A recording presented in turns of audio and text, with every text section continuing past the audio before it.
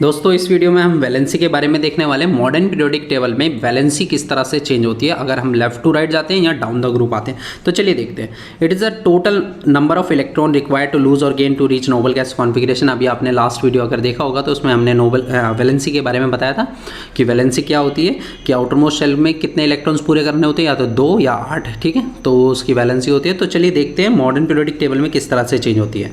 तो valency first increases from 1 to 4। पहले तो ये वैलेंसी इंक्रीज होती है। अगर हम लेफ्ट टू राइट जाते हैं ना पीरियोडिकली, तो वैलेंसी पहले क्या होगी, 1 to 4 इंक्रीज होगी और उसके बाद 4 to 0 डिक्रीज होगी। मतलब इंक्रीज भी करेगा और डिक्रीज भी करेगा सेम पीरियड में, ठीक है। तो चलिए देखते हैं मॉडर्न पीरियोडिक टेबल में हम कोई भी एक पीरियड ले लेते हैं। मान लीजिए हमने ये वाला पीरियड ले लिया, ठीक है। तो यहाँ पर सेकेंड पीरियड में आप देखेंगे लिथियम, इसका इलेक्ट्रॉनिक कॉन्फ़िगरेशन अगर हम लिखना चाहते हैं तो इसका क्या होता है, 2 1 इलेक्ट्रॉन का होता है। बेरिलियम का 2 2 का होता है। बोरोन का 2 3 का होता है। कार्बन का इलेक्ट्रॉनिक कॉन्फ़िगरेशन 2 4 का, ठीक है। इसी तरह नाइट्रोजन का 2 5 का, ये 2 6 2 7 और इसका 2 8 का इलेक्ट्रॉनिक कॉन्फ़िगरेशन होता है। अब इनकी वैलेंसी की बात करते हैं अपन, ठीक है, कि इनकी वैलेंसी कैसे चेंज होगी। देखिए इसमें आउटरमोस्ट शेल में 1 इलेक्ट्रॉन है तो 1 इलेक्ट्रॉन लूज़ करता है ना, तो इसकी वैलेंसी 1 इलेक्ट्रॉन की। अगर बेरिलियम की बात करते हैं, इसके आउटरमोस्ट शेल में 2 इलेक्ट्रॉन है तो ये 2 इलेक्ट्रॉन लूज़ करता है। बोरोन की बात करते हैं तो इसका आउटरमोस्ट शेल में 3 इलेक्ट्रॉन है, 3 इलेक्ट्रॉन लूज़ करेगा। ऑक्टेट मतलब इसका नोबल गैस कॉन्फ़िगरेशन हीलियम की तरह हो जाएगा, है ना। ये सारे हीलियम की तरह बनते हैं, मतलब इनका इलेक्ट्रॉनिक कॉन्फ़िगरेशन हीलियम की तरह हो जाता है, ठीक है। कार्बन के साथ भी यही है, इसकी वैलेंसी कितनी, 4 इलेक्ट्रॉन्स की रहती है।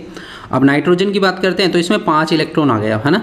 5 का मतलब होता है अब ये 5 लूज़ नहीं करेगा, अब ये क्या करेगा, 3 गेन करता है।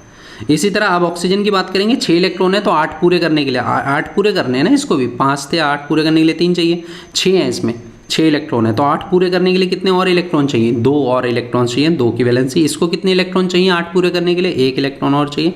और इसको 8 पूरे, 8 तो पहले से पूरे हैं तो इसको कोई इलेक्ट्रॉन की ज़रूरत नहीं है, इसलिए नोबल गैस में आती है नियॉन, ठीक है। तो इस तरह से देखिए इलेक्ट्रॉन्स पहले तो क्या हुआ, वैलेंसी पहले इंक्रीज़ हुई और फिर 4 to 0 डिक्रीज़ हुई। तो इस तरह का ट्रेंड चलता है अगर आप देखेंगे मॉडर्न पीरियोडिक टेबल में, ठीक है। पहले वैलेंसी इंक्रीज़ करेगा फिर डिक्रीज़ करेगा। एंड डाउन द ग्रुप देखिए क्या होगा। डाउन द ग्रुप की बात करते हैं तो number of valency electron remain same. मतलब जो वैलेंसी इलेक्ट्रॉन है, मतलब वैलेंसी जो है वो सेम रहेगी। इसका वैलेंसी कितने इलेक्ट्रॉन, इसका इलेक्ट्रॉनिक कॉन्फ़िगरेशन लिखें तो 1 इलेक्ट्रॉन का रहता है। इसका 2 8 1 रहता है, सॉरी 2 इसका रहता है, 2 1 रहता है, ठीक है, 3 है। और इसका 11 है तो 2 8 1 का रहता है। इसका इलेक्ट्रॉनिक कॉन्फ़िगरेशन 2 8 8 1 का रहता है। तो आउटरमोस्ट शेल में 1 इलेक्ट्रॉन है तो इन सब की वैलेंसी भी 1 इलेक्ट्रॉन की ही रहती है। ये सभी 1 इलेक्ट्रॉन लूज़ करते हैं, ठीक है। तो इस तरह से हम वैलेंसी को समझ सकते हैं मॉडर्न पीरियोडिक टेबल में।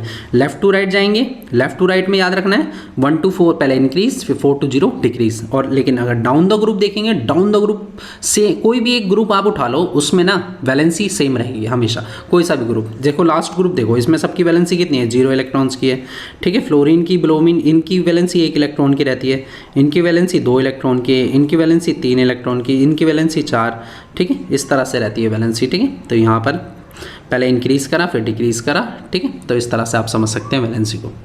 दोस्तों अगर आपको ये वीडियो अच्छा लगा, चैनल को सब्सक्राइब करें, बेल आइकन का बटन दबाएं और इसे अपने दोस्तों के साथ भी शेयर करें।